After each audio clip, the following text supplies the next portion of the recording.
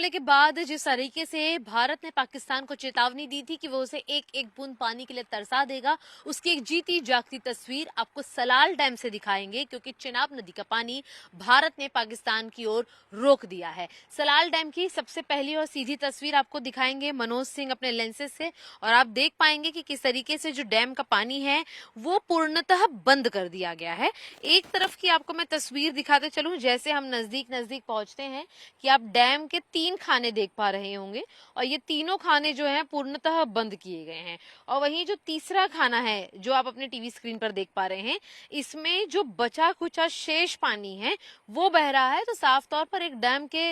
मुसलसल अगर आप देखेंगे तो एक एक बूंद ही इसे कहा जाएगा। और वहीं अगर एक भारत के पक्ष की अगर हम बात करें तो जो नदी है इस तरफ उसे भी ठहरा दिया गया है, यानी कि रोक दिया गया है, कंट्रोल किया गया है और यहीं पर प्रतिबंधित कर दिया गया है। वहीं दूसरी तरफ की आपको मैं तस्वीर लेकर चलती चलूं सलाल पावर स्टेशन से, और ये तस्वीर है पानी बंद होने के बाद के नजारे की, जहां पर हमेशा अमूमन 10 से 20 फीट पानी गहरा बना रहता था। वहां की जमीन को आप सूखा महसूस कर पा रहे होंगे। जो पानी यहाँ पर आपको नजर आ रहा है वो यहाँ पर गड्ढों में बसा हुआ वो मलबा है जिसे डैम की सफाई के लिए बहाया जाता है, और उसके बाद ये पूरा नदी का जो रास्ता है ये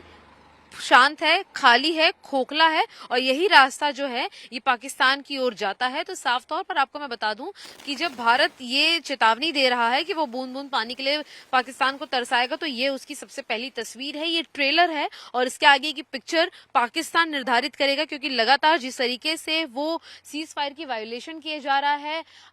LOC के पास स्थित गांवों के ऊपर गोलीबारी बरसा रहा है, उससे ये साफ है कि उनका जो आर्थिक संकट है, भारत गोलियां नहीं चलाएगा बल्कि आपके खेतों में पानी पहुंचने से रोक देगा। ये उसकी तस्वीर है, क्योंकि साफ तौर पर पाकिस्तान की इकोनॉमी जो ऑलरेडी सूखी पड़ती जा रही है, उसके अंदर चिनाब नदी के इस पानी को रोककर भारत साफ तौर पर पाकिस्तान को ये दर्शाने की कोशिश कर रहा है कि LOC पर गोलियां बरसाने की बजाय उन्हें शांति का रास्ता अपनाकर भारत के साथ कोऑर्डिनेशन करके आतंकवाद के खिलाफ लड़ाई लड़नी है, ना कि भारत विरोधी गतिविधियों को अंजाम देना है।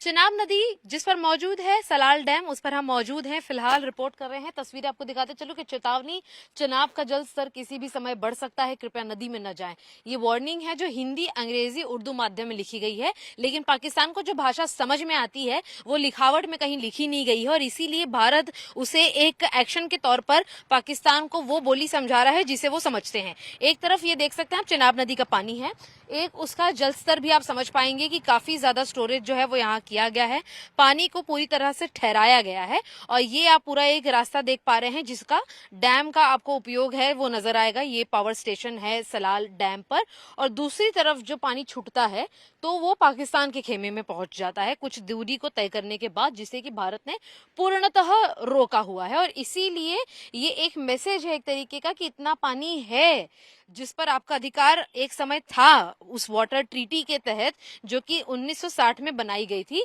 लेकिन अब आपकी जो हरकतें हैं, आपके कारनामे हैं, उसे आपको भुगतना होगा, और इस पानी के होते हुए भी अब आपको पानी नहीं दिया जाएगा। ये है भारतीय संदेश, और जिसको आपने तस्वीरों के जरिए देखा, मनोज सिंह आपको लगातार तस्वीर दिखा रहे हैं कि ये डैम का हिस्सा, एक तरफ पानी जिसे रोका गया है, दूसरी तरफ वो सूखा रास्ता जहां पर जाने की अब अनुमति इस पानी को तब दी जाएगी जब भारत खुद इसे चाहेगा। आपको मैं ये भी बताते चलूं कि ये एक तरीके का संदेश है पाकिस्तान के लिए कि उसका जो पूरा आर्थिक संगठन इस पानी के ऊपर निर्भर करता है। 70% पानी की आपूर्ति जो है पाकिस्तान को सिंध के इलाके में इस पानी से मिलती है, लेकिन जब उनको पानी नहीं मिलेगा, उनके किसानों के खेत जब सूखेंगे, जब किसानी नहीं हो पाएगी, जब आर्थिक संकट और बढ़ेगा, तब पाकिस्तान को समझ में आएगा कि गोलीबारियों से देश नहीं चलता, और उसके लिए सारे कानूनों का पालन करना चाहिए। और इसीलिए वो इस वाटर ट्रीटी को लेकर जिस तरीके से भारत के ऊपर उल्लंघन का आरोप लगा रहे हैं,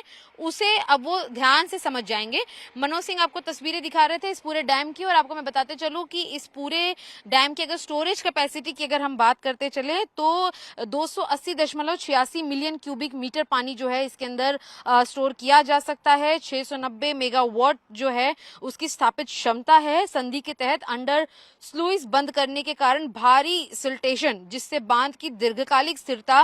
प्रभावित होती है और इसीलिए थोड़े थोड़े समय के लिए इसे रोका जाएगा और उसके बाद जो है इसे बंद किया जाएगा। और साफ तौर पर ये तस्वीर आप देख रहे थे, लगातार मनोज आपको बता रहे थे कि किस तरीके से जो संधि है इस पर रोक लगाने की सबसे ज्यादा जरूरत है। और साफ तौर पर जो एक्शन भारत सरकार द्वारा लिया गया है ये एक सीमित समय के लिए करने की कोशिश है, जो कि एक संदेश देने की साफ तौर पर जाहिर कोशिश है। मनोज के साथ शिवानी मिश्रा, टाइम्स ऑफ भारत के लिए।